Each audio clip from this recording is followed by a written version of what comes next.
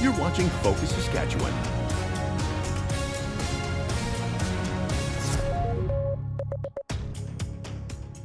A University of Saskatchewan researcher has the go-ahead to pursue a crime prevention partnership with 2 Cree nations in the province.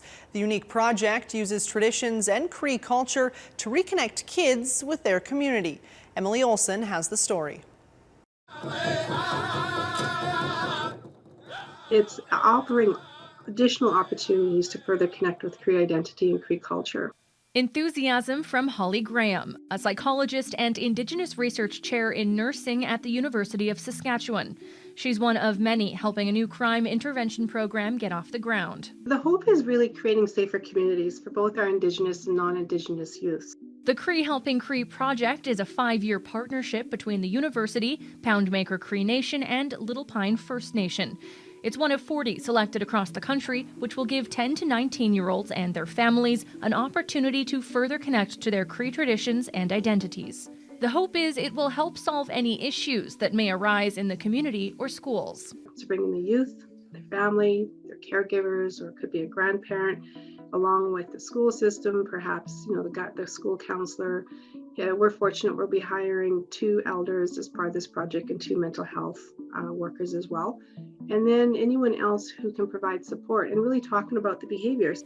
Graham says this project is a powerful shift in compassionately responding to the behavior of some First Nations youth, including disputes with peers or family, bullying, underage drinking, or drug use. Stats Canada reports that in 2018, police reported crime rates for Indigenous communities in Saskatchewan were 6 times higher than crime rates reported by police services in primarily non-Indigenous populations. Graham says it often comes down to unresolved intergenerational trauma. When we look at the history of colonization, it was about disconnection of Indigenous peoples from who they are, their identity, and every aspect of being Indigenous.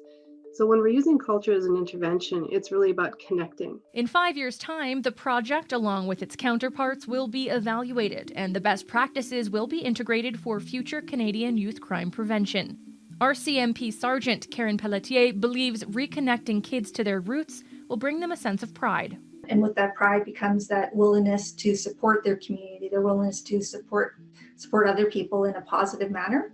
Pelletier is also working with the collaborators. She says the engagement shown from both of the partnering nations is already a promising start. Through my experience, the programs that work are community-driven, community-led, community engagement. She says previous programs that were created or led by RCMP weren't as integrated and, as a result, fell flat. We move away from the community, right? And sometimes those programs will die with us if there isn't somebody to continue them.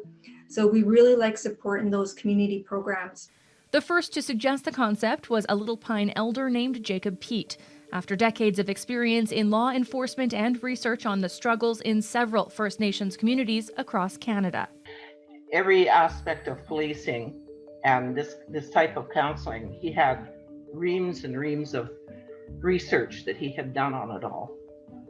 So, yeah, nobody really kind of knows how much time he spent.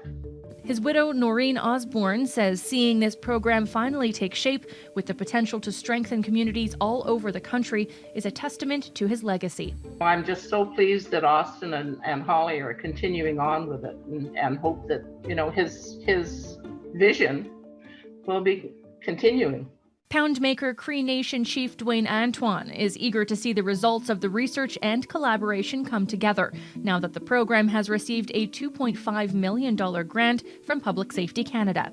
After several delays due to the COVID-19 pandemic, the project will finally start to see youth gathered with their families, elders, mental health workers, and other officials to discuss their behavior and challenges on a case-by-case basis. This is really exciting for us. It's been ongoing talks for at least a couple of years, trying to find funding and trying to educate and better living understanding for our younger generation of our community. He's encouraged that people who have been brushed aside will get a chance to heal and move forward with the community. At the end of the day, we have to start looking at the traumas of every individual, that comes to that needs the help, needs the assistance. Graham says despite the delays on these group sessions, the elders, leaders, and community members have maintained their enthusiasm to participate. It was just really highly motivating for me as a researcher. This is what we work towards, and this is the ideal. And so for me, that's what is so remarkable about this project.